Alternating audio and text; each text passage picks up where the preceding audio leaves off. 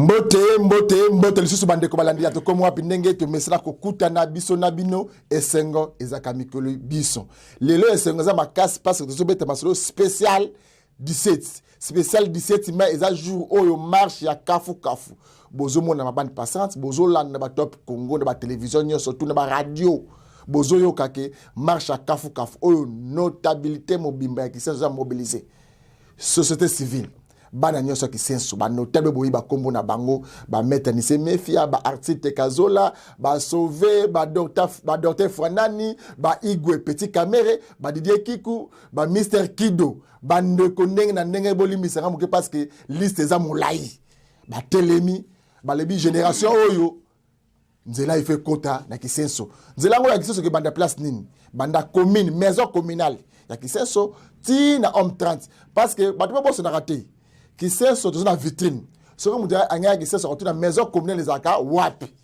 maison communale ezali oyena matete o mati na montagne o to benga na benga montagne de la mort 13% montagne le lenge nengo nitikoza na ville kisasa te e ba sala encore na kisenso o mati ti na homme 30 nzela nde o ba yimboka ba ko senga ezapi malamu parce que to beta basola nzela na telaka ba payer belé développement ya na nzela yango lelo bolimbisanga mwa moke fra fona parenthèse parce que na makamozo kana mboka na biso Congo so pelesa pe ngati nazomona chaque jour congolais akomika kobina chaque jour bino ba congolais surtout précisément ba kinois samedi dimanche kobina mbongo bozo bina kana so utawapi kisasa kini bo peto ezaka na makadam na ba kate ba commune za la kate na kiseso soki na makadam mona kini bo peto ezali kota kuna na ba kinzola na matota kuna kini bopeto ezali te na makala oui makadam omona kini bopeto kota na bakati bakiyanda kuna bakimpaka bakilwangu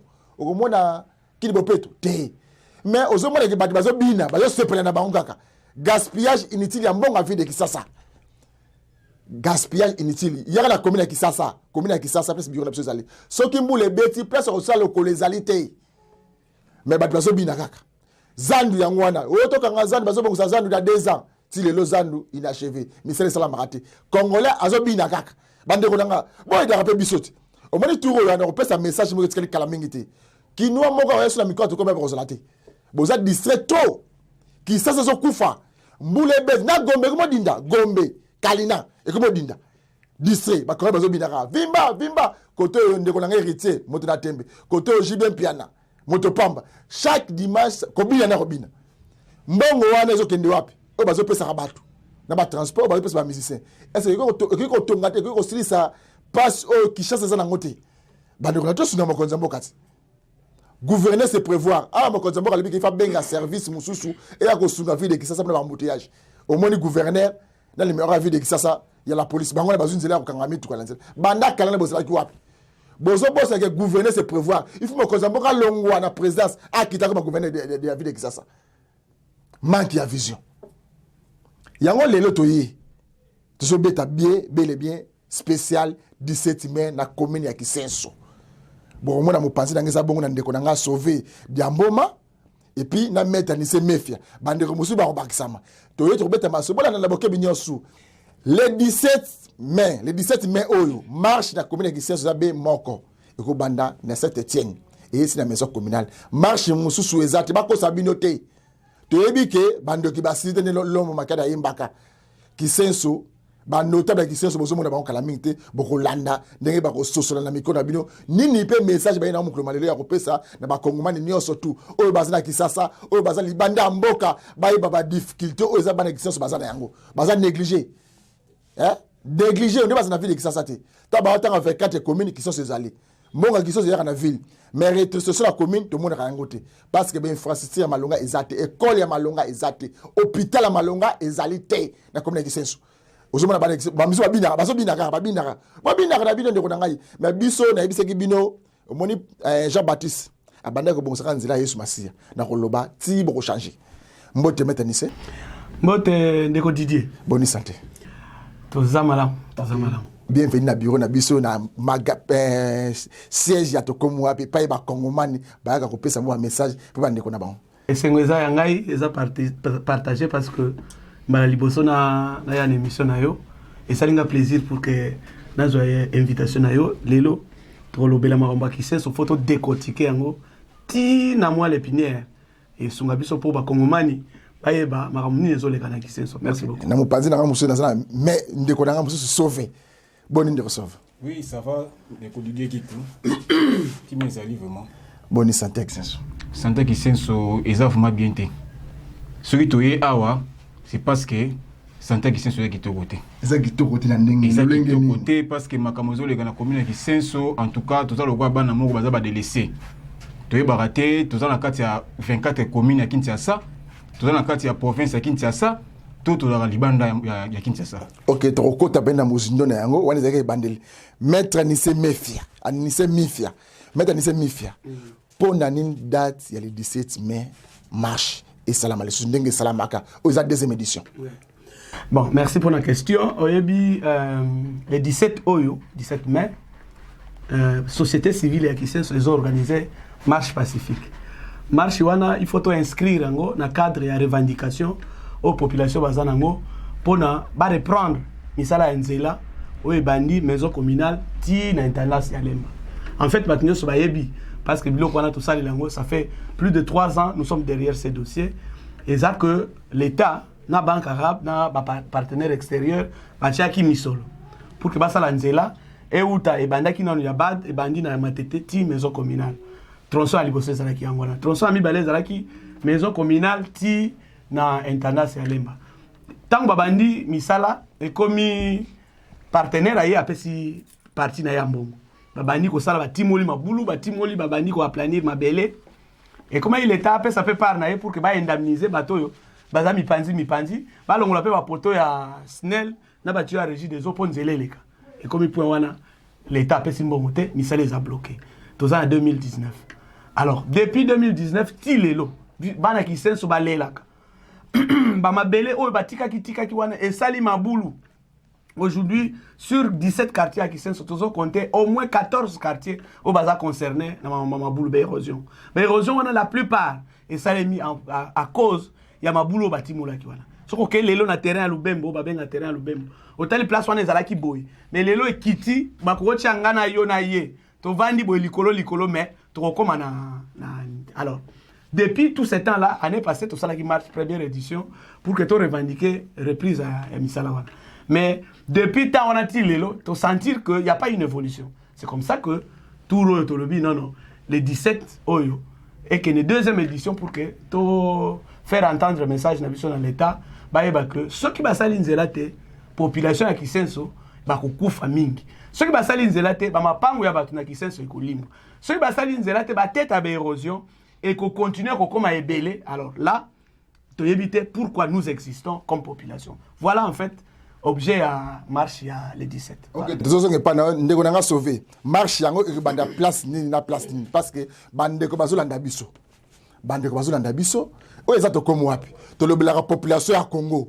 To ba marche yango e que bande sika nini, shit pe ko za la place ni. OK, merci pour la parole. Marche na biso le 17 mai et ko banda bongo na paroisse Saint-Étienne. Isa kuna likolo ya Kisenso. Donc ici comme maternité et Sengwezali. Maternité monene ya commune ya Kisenso ici ezali na libanda wana esplanade wana ya paroisse libanda ici quand vous la point de rencontre na biso et ko bandele sika wana to kutana ba 6h30 déjà wana Kisenso nyonso bayeba à partir de 6h30 to kutani wana c'est un jour férié misala ezala raté biso tout to kutana wana ali to bandi embarquement na biso ya marche eza marche moko pacifique eza marche ba des eaux de tête to kotumba pinete ni tête to kotambola pona ko senga reprise ya ba travaux routiers na biso ya niveau ya commune Kisenso. Tokozwa vende l'école wana to kiti nango ti to bibi na croisement matota to zu matota to kiti tulo ti to komina na commune to ko chiter na na commune sika to ko sala to ko déposer mémoire na biso et pas ya beaucoup messe. OK, mais tu beaucoup passer beaucoup messe mbele ayi ba beaucoup messe commune ki Kisenso ayi ba que marche à Kafka faisait salama. Ezo salama non poto bebi sa commune to senga ba bong sa commune na biso. Donc la teko diabolisation, la police bo décaler marche bo pixater. Yé peut beaucoup mais c'est face à la wana tant notabilité bande kota bino boko kita pour biso kozana na bilili tout le monde ndenge ni boko remettre yé mémo officiellement. Repensez moi message mo kaiba Moi, je pense que ça va dans l'intérêt de Yaye Bourgmestre, en fait. Le bourgmestre, lui, il est là pour la population. Bachaye wana pour gérer coin wana, commune wana. Tant que vous réclamez que Nzele Salema et que quand on est actif na so Nzela wana Salemi, même si c'est le gouvernement central Moutezo Salama, mais Yaye Bourgmestre a profité parce que c'est un mandat na yende basali Nzela. Donc action biso tozo mener, ça va dans son intérêt. Il faut azala pour que to pesa ye mémo tout ça. Il faut ça. Oui, il faut ça. Na mémo wana tout ça, il y a une revendication à la population de c'est pas une action politique, c'est une action citoyenne. Donc, action, on a toujours ça, les population. Il n'y a ni opposition, ni pouvoir, ni. D'ailleurs, on va veiller pour que le drapeau de parti politique nous allons veiller pour que Babilo connaisse ça le matin parce que pour nous, nous considérons que c'est la population qui envoie le message à l'autorité pour que Bayo Kabango ba alors, pour me ça comprendre que les attentes à parce que l'action de ça n'a intérêt à la population, mais n'a intérêt à Yemoro, mais n'a intérêt à Mukonza Mboka, ou à Zoyo Kabiso Tamtozolo. Est-ce que Bokomela qui est autorité compétente? Oui, l'être te commande déjà, te respecter qui d'ailleurs temps, parce que ça fait plus de 3 semaines depuis qu'on a écrit l'être Kendaki. Au début, régime à information, nous n'entendons rien. Parce que tu as vu que le régime est information sur l'article 26 de la Constitution. Tu as vu que tu es informé, tu es informé qui déjà. Donc, l'autorité nuance à tous les niveaux. Tu as saisi pour que les 17 Oyo, qui sont sur le tambour dans Nzela, Malembe, on ne touche rien dans Nzela. Malembe, ti, na commune, tu peux bourgmestre, Mukanda, tu tangelier, tu peux sier. Il y a même une instance pour que Nzela. Maître, toujours que les gens ont question, toujours comme Kambo Belé, Bazolo Bakote Moussuke, qui seront des salamate parce que les abana qui sont sur Baramone Bazo Salakenzela et Salamate. L'État congolais sera sur les banquettes Naï, Banda Gozela qui 30, Mapang qui 30, Tant Royal le Bapon commis 40. Et c'est à solo le coup. Makamwana Ezaya solo. Ezaya solo, tant Basali état des lieux, il y a Banda ko bateau, il fallait indemniser, Monaki nombre moko. Donc, contre-expertise, nombre se multiplié fois 3. Il y a contre-expertise et se multiplié, je ne sais pas, fois 10. Donc, mais moi, je pense que c'est l'État qui est défaillant. L'État est défaillant pour Nini. Parce que, Moutou, pas Azana Lupango, Azana Mikanda Zokalet, n'est pas l'État. Donc, il y a un bureau à quartier, toutes les parcelles, au long de Nzela, sont enregistrées dans le quartier. Tout ce qu'on peut faire, c'est créer une petite commission, gouvernorat, il y a ville, ou bien ministère de l'infrastructure, commune, quartier où ils sont concernés, pour identifier les vrais propriétaires et surtout que parce que pour continuer, il fallait que propriétaire si un certificat d'enregistrement. Mais au jour d'aujourd'hui, pauvre citoyen, il y a un certificat d'enregistrement avant de reconnaître. Mais il a quel argent? Moi, je pense qu'à partir de la petite commission, il faut organiser le bâtiment conservateur va identifier d'abord le vrai propriétaire. Et on peut le trouver, on va le trouver. Parce que dans le bureau à quartier, chaque lopin est enregistré. Ceux qui vont identifier, on va bien conservateur. On signe des accords. De telle sorte que, on va indemniser, on peut retenir à la source pour pas foutre un conservateur. Et ça fait avancer les travaux. Mais il faut un vrai propriétaire. Mais entre-temps, pendant ce temps-là, tant que les obétas, on continue au Kende. Mais on pouvait sauver. N'importe que moi, on pouvait sauver. Mais tout ça bloqué pour une stratégie pour que Misala est banni. Donc voilà en fait la situation actuelle. Ok, maintenant, c'est mi fait de parler de sauve.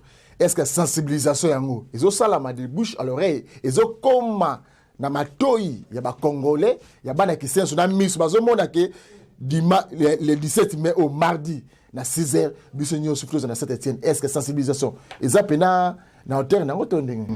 En tout cas ndeko Didier à ce qui concerne la sensibilisation kuna kutu ya pas dit parce que sensibilisation et salami peso ko ba ko salama ezokoba ko salama qui nos jours autres dans la marche tous en tract tout ça qui déjà to pesi yango par-ci par-là bana qui sont sur la tract tous en banderole tout tiers par-ci par-là na ba coin nyonso eza référentiel ya commune na biso sika mouvement ezali même de bouche à l'oreille dans les réseaux sociaux ezo salama publication salama et puis il y a des commentaires il y a des acclamations aussi des autres personnes ezo salama que non oui en tout cas marche on te soutenir on te rozala Donc pour un côté telle sensibilisation vraiment tout ça tout le monde a déjà saisi que rendez-vous le 17 mai en tout cas qu'on raté bisoté cette fois-ci. Il y a un peu toujours eu ça na bateau.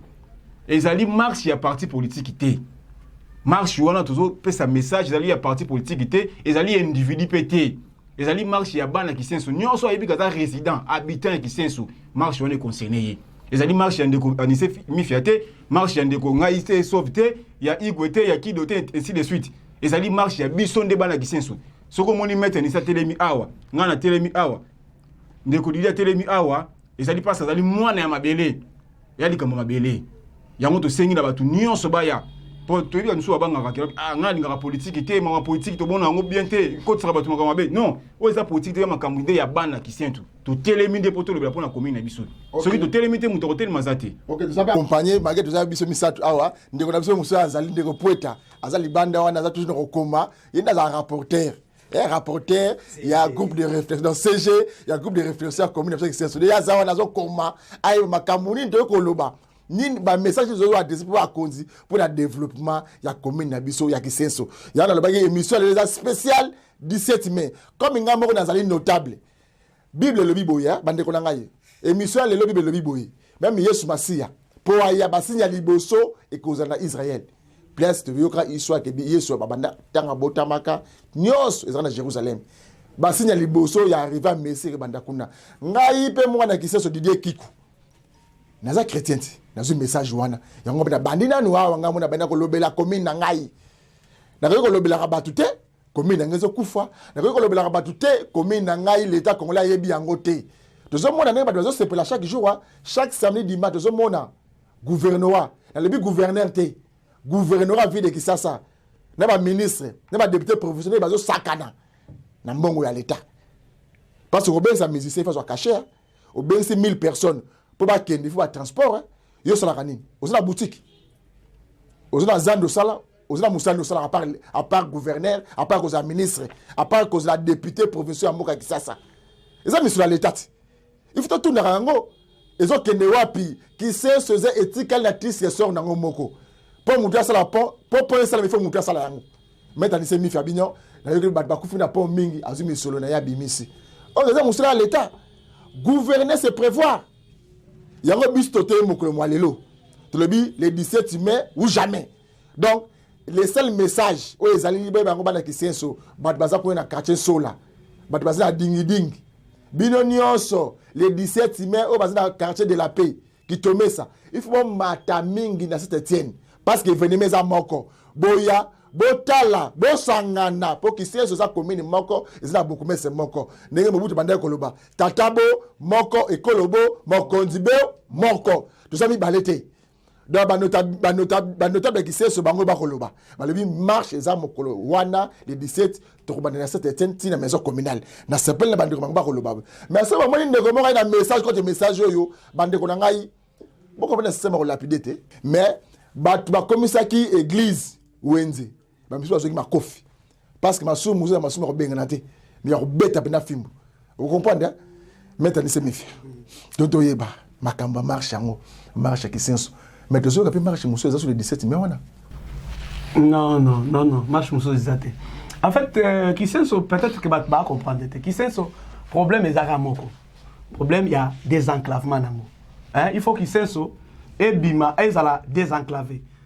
ezaba nzela ebele ou fallait kota parce qu'en fait projet zaka mokote projet même o ezo sala nzela de la paix wana nzela de la paix wana il faut koma 10 place et senga ke koma nzela mususu o biso to loba o to sala la pena marche parce que yango eza principal pour ezo kata matete et traverser kisenso et keti campus donc ba commune lemba et que commune lemba donc mutagolo ngwa kimbanse kingasani a combien partir na matete au lieu akende par rond point ou bien que de par salongo à côté par kisenso à bima kuna mutako ou taper campus bana campus bako kende bako rompo go za boucher une tendance lembe go za boucher ba côté par kisenso donc c'est une route principale pour nous alors et qu'on a des groupes groupe musa ça la côté groupe non et qu'on ça la kaka groupe moko yango ezo ça la marche point de départ de quoi auto pesa awa eza na avenue de l'école à partir à Église Saint-Étienne. Donc marche les amoko. Mais et là on a précisé ça le 17.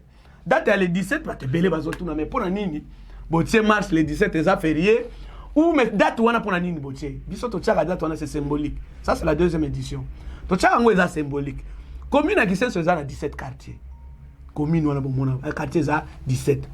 Parmi ba quartier 17 wana, quartier moko komona ngo 17 mai. Donc 17 bandi na ba quartier et sali commune, 17 eketi na quartier mobimba et 17 mai. Et ce qu'on tali quartier 17 mai par rapport à position ya nzela wana. C'est le quartier où ezui tala ba mabulu nete ba kiri wana. C'est le quartier où asa ba enregistrer ba victime belé par rapport ya inondation parce que ce qu'on kena c'est na ndenga kale wana. Au mona bandaku ba mabele o nyonso o ezouta Lubembo ezouta Mujinga o ezouta yango mo 17 mai ezo déverser wana bandaku ba tezo zinga. C'est pourquoi nous avons pensé que cette date là est restée symbolique. Donc les 17 quartiers baza ba victime baza ba martyr. Comme ça to zu yango loko la date ya martyr ya bana 17 mai. Muntu akoya ko sala nzela wana. Aye ko sala banzela wana nyonso wana. Eza la projet o ya Kinelenda wana. Soki ngana tuna yo projet Kinelenda. Kisasa 100 trous. Bon, 100 jours. 3 grands projets. 100 jours. Kin 100 trous. Hein? De 0 trous. 0 trous Kisasa. Kisenso pesa Kisasa. Kinelenda na Kisenso ba projet wana comment 100 jours longola. Donc dossier à Kinelenda eza projet oyo l'État asalaki pona ba commune oyo na bassin ya Njili, ya Maya Njili. Alors Kisenso eza parmi ces communes. Alors, nakata Kisenso eza banzela, il a fait la misatou, fallait katisa pour que esa la jonction nzela o biso to réclamer nzela de la paix. Donc ça la jonction. C'est la savane, la kati avant de la paix. Exactement la savane. Oui. De la paix aux uda o ya biso d'état au matiti on tante. Alors, kuna kotama ya montagne ne pas on écoute. Et ben okuta na kuna euti lemba na côté abimsum. Et kati de l'école ti que maya moteur. Voilà. En fait, c'est un très bon projet. Oui, à Kinelenda. Un très bon projet, mais on ne comprend pas. Et là, comme malamu boye, pour ça, il faut battre là, je ne sais pas ce qu'on doit faire. Donc, projet, on les a projet malamu désenclavé qui sont d'abord, mais qu'on soit en érosion entre le bango les sous-sous. Parce que dans le cadre du projet, on va canaliser, on va voir l'évacuation de maïa minone. Pour que ne tina maïa njili, va curer maïa njili pour que et yambaka ba mai wana nyoso. Donc pas problème nyoso solo ba érosion na Kisenso et aussi là. Parce que ça na kat na lutte anti-érosive.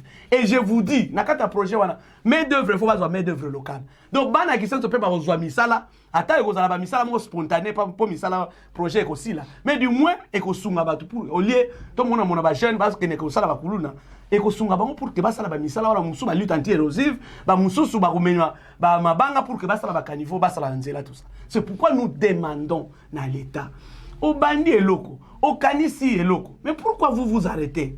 Et soukaka pona nini? Parce qu'il n'y a pas une planification ou quoi? Soukaka la commune qui Kisenso, la commune qui Kisenso, la commune Moussou de Salama. Il y en a qui pensent, qui croient que Kisenso est à la Souka. Non, les gens doivent savoir que Kisenso est à commune urbano-rurale.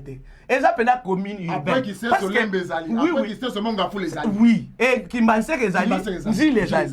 Matete zali. Donc Kisenso za katika donzele ko longwa lemba e katisi Kisenso e kenjili. Tout comme ko longwa matete e katisi Kisenso e ke lemba côté intendance. Et où est que Kimbanseke? Où est que Mongafula? Donc en fait, où est que Congo parce que quand matete on kota mamaro o leki matete Kisenso Congo central. Voilà. Donc c'est une commune où ezana katika ya ba commune musu. Mais ndenge za délaissé, ndenge za abandonné, c'est comme si les gens ne comprennent pas que eza parmi ba commune ya ville à Kinshasa. C'est pourquoi to bois kimbela wana. To moni que le seul moyen oyo l'état a cette population ba kokiko faire entendre voix na bango eza organisation ba manifestation ndenge wana. Marche wana tozo sala na contexte wana pour que les deux projets wana eza la projet oyo ya nzela wana même oya Kinelenda ba projet wana esalema parce que Kinelenda n'oublie pas que na côté ya Ngaliema si je ne me trompe pas et bandaki déjà.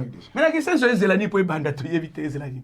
Donc voilà donc ministre infrastructure ya mboka Congo, ministre ITPR Yamboka Congo na sozo ka mbela ya bana Kisenso ndeko nga sauver le 17 mai oyo marche ya kafuka fuzo salama. Na yeba batu ba déjà ba projet ba Kinelenda ba Kisasa 0 tout. Ba ça ba extraterrestre ba ba congolais solo. Ba ba congolais ba ba extraterrestre. Est-ce que la cartographie ya Kisasa yango? Bazan nango. Tamba le ba Kisasa 100 tout Kinelenda mais Kisenso za ba mo na yango te. Kasi yango ne question to mituna ka te. Question to mituna rande ya mwana. Parce que quand to 8 carte ya Kinshasa. Tokomona tona 24 communes. Pour ça, le projet, il y a malamu, commune qui sont et ça toujours exclu. Soit tu masquer, il y a une information qui est là, mais il y a raté. Projet, il y a qui n'est l'un de ceux combien de traçage basali? Batindi ba géomètre ba ya basala ba traçage na presque nyonso. Tozé la relancement nango. Et c'est qu'il fallait l'année passée na la 10e mois si je me trompe pas. Et bandaté. Tout le monde a été logo mango pété. Toi baraté, qu'est-ce qui ne va pas avec la commune de Kisenso? Et c'est ngara nini? Tozanga ba lobeli ou ba ko lobela biso kuna to za nini? Toi baraté. Pour la date le 17 mai marche. Baninga ba kofanda ba kozela wana po ba tanso ba kanisa nini le kaka nini comme la biso le 17. Bine bolingi bo bima nzela pour bo senga revendication nzela. Oui, date wana pour moi est très symbolique. Ndenge maintenant sauti koloba. Kisenso azana 17 quartiers. Il a élément de besoin à retenir. Azana 17 quartiers et puis na 4 quartiers wana ezana 2 quartiers. Quartier de besoin 17 mai, quartier musuza libération. Toyebi journée de la libération auto fetaka. Alors, il y a besoin de penser que non, les 17 mai, et ça journée, tu vas faire ça kimiate, photo le marché, deuxième édition, autre chose que ça. Cette fois-ci, tu vas pour corriger et réussir là qui n'a marché au pour les gars. Tout ça, la marche, il y a kimia. Tu as vu que journée, tu vas faire un ndaku, tu vas reconnaître misalate, tu vas kobimate, pour t'empêcher l'activité à battre sous-souté. Oh non, ça bien que qui sont à côté de Malanzela Bima pour déclarer que tout ça n'a pas posé Angela. En tout cas, ndeko Didier nzela o soke zongité et ko ça passe na Kisenso. To yebité beaucoup ko kitsa ba caméra bo ke ko filmer au monde ba parler les autres ndeko ma zoma tene ba site tozala ki kuna banda ko zoke ba famille ba baya ba ko ba locataire ba baya ba komi laisser na belle étoile. Ba zo ba te ko kifanda wapi. En tout cas, catastrophe eso le kana kata Kisenso bo comprendre ngote. Et c'est il faut comme ko nous a monter en mo mona. OK, ndeko na sauve télévision za lingonga na ko sengo pesa message direct.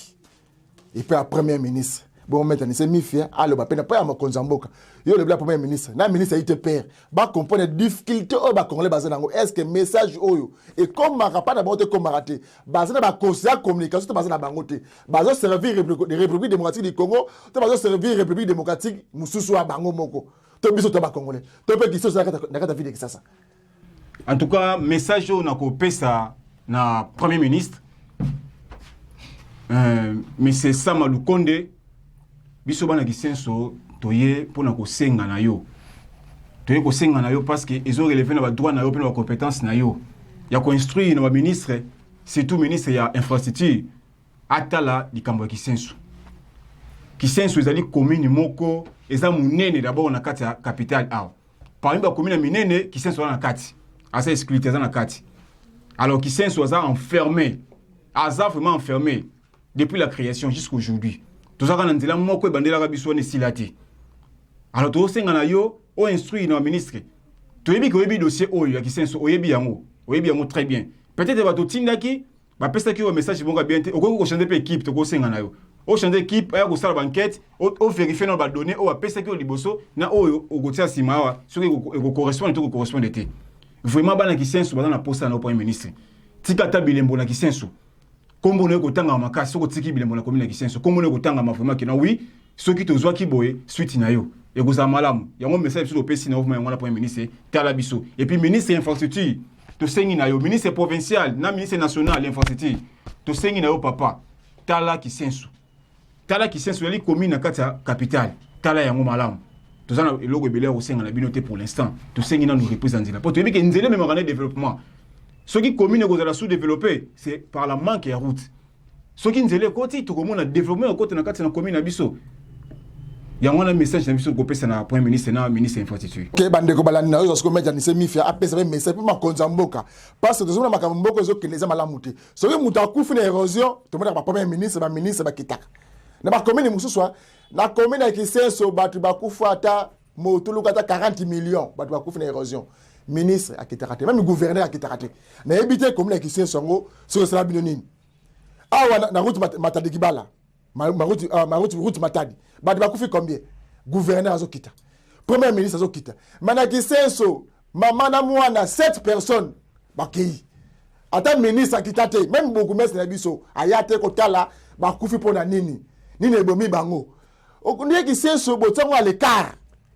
Il y a un zone de mboka Congo. Vous avez président de la République démocratique du Congo. Moteur ba Congolais ba pas kokona bango, ba tata na bango. Oyibe comme Kisenso. Si c'est vrai, service à communication sociale, il y a un message, il y a un déco, balobi. Et ça passe, il y a Sony. Le peuple d'abord. Peuple, il y a un peuple d'abord. Maintenant, c'est méfiant. Message aux autres de la chef de l'État. Tout ça vraiment sérieux. Activité autour de ça, les 17, ils allaient politique, ils allaient lutte, il y a pouvoir, ils allaient lutte, il y a battu, mais ils allaient bomouille, il y a population, il y a qui sens. Mbongo aussi, et pesa maki, l'État pesa ki mbongo. Les chiffres, il y a mon chef de l'État, c'est un peu plus de 5 millions de dollars. Ils allaient qui participation à l'État pour que société ou entreprise on est sur sa misala nzela. Depuis l'année passée, nous avons des documents. Depuis le mois d'août, il y a l'année passée, tout ça, des documents, il y a cellule d'infrastructure. Tant que vous avez une réunion, comment qui officiellement que l'État a donné l'argent.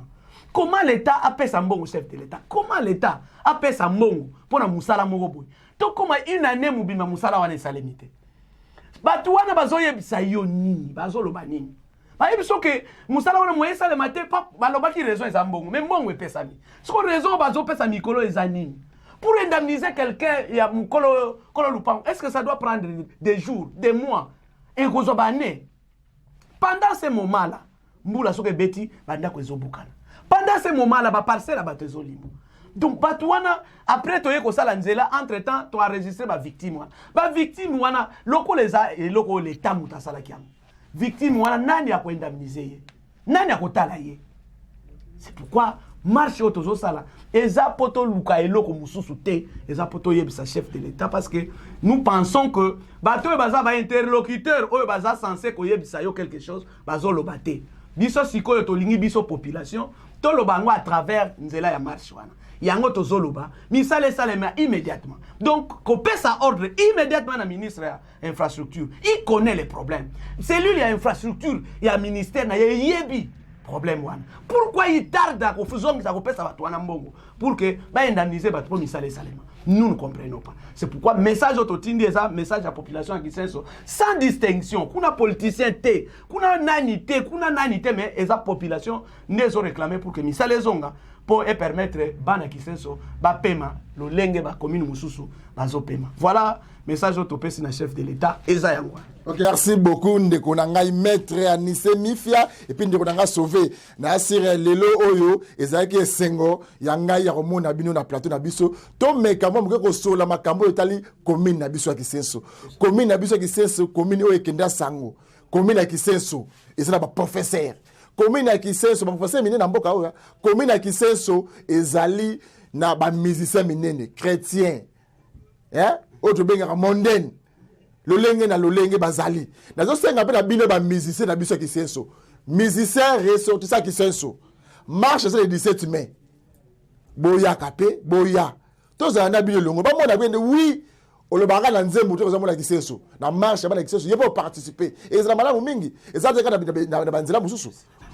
Oui, maître Anissé Ozana makamso ba batela biso. Oui, to lingo to pesa merci na ndeko Eliezer, hein? Honorable Eliezer tolingo tanga bakomba tolingo tanga bakomba batute mais ndeko Eliezer honorable et ça qui to pesa merci parce que ye muta pesa biso micro souvent hein micro na ekitaka na bulu na biso kuna po ezwa ba image et la qui ça na public pour l'état amona yango to pesa merci ndenge a accompagner biso je pense que comme élu la population jour wana donc la population va relela yep a eu déjà une invitation pour que a accompagner biso mkolwana ce qui a kozwa tango aye ce qui a zui tango te mais to yebi que micro na yeko ya parce que souvent asunga biso yangwana to pesa merci na nzela ya communiquer au tozo OK donc ndeko Eliezer aussi déjà parti ya babanine donc nzela ya singa ozui invitation à partir nzela singa balebi basengi peyo ozali député national donc occuper espace national tozo senga pe bandeko na biso ba diaspora ya Kisenso nyonso tout merci na oboko sala merci na oboko sala ba diaspora nyonso Kisenso biso nyonso longo na ba mettre Anissé na bandeko ba sauver ba igwe ba kido bandeko na nga poeta tozawana tozo transmettre yango pe la population parce que biso toza ba lobeli bino boto tozo na biso na bino tozo ndeba interlocuteur na bango toujours se communiquer là directement. Donc merci on est beaucoup ça là. Mais bande ko na ngai na sur ces missions pour tenir le kombo boy. Bisonio sur tes mona mbongo o ezo circuler la vie de Kisasa. Ambiance oyo ezo joie na altitude de la vie de Kisasa ambiance. Chaque samedi dimanche nenge ba mise bazo bina likola parti politique moko. Ah ba bazo le commune Kisenso. Na Kisenso ata mutakufi. O na masas. O ndako bomi batu. Ministre aya na été. Même gouverneur aya raté. Mais mutaku fanga na monga fula. Mutaku fanga na ngalema. Ndaku ekwe na ngalema, ekwe na kimbatseke, omona ba ministre ba nyonso basali ba kiti. Likambo ya Katanga da Kasai, président de la République, na premier ministre ba se déplacer vers Katanga. Mais biso ya Kisenso. Kisenso yo papa. Bon tu la pe biso ti. Hein? Kisenso c'est la millionnaire ba de ko na ngai. Soki boza président, to le makamba solo au moins le oyo mo amba wana, soki vivaka. Grâce à Kisenso. Et bizarre be député, des députés provinciaux. Des députés provinciaux, des députés nationaux Moko, commune Moko avec Sensuana. Et bien ça des députés provinciaux, national Moko, même commune. Bande Konangai. Bazara parti politique, il y a opposition. Opposition avant 2018, ils ont IDPS. IDPS SID. Opposition après 2018-2019, et comme il y a une majorité. Il y a une majorité, ils ont parti IDPS. Bande Konangai. Bon, ça m'a causé sonité. Le peuple d'abord, de l'Ingiban qui s'est soupé, va bénéficier. Qui n'est l'enda? Qui ça 0 tout 100 jours na commune qui sait se commenter la répéter il y a pas de battre les miss ya gouverner c'est prévoir ministre ITP banzila musozo lancer kuna commune wana ibandi commune qui sait banda liboso nango commune qui sait likambanzela na yemo commune a existé avant commune ya maluku na enseli e banzila bongo lancer kuna bana qui sait baza compter na yo si c'est vrai aux ministres en Boka Congo, Congolais, Nengoza, son état, Nengoza, Wanabon. Mais moi tout, au tal, nanou, Bakou Farati, Nzele, comment le Lengenini, attends, le ministre ITP. Mettez-moi tout. Nous, mais c'est un tourisme, mettez-moi tout, va filmer au monde.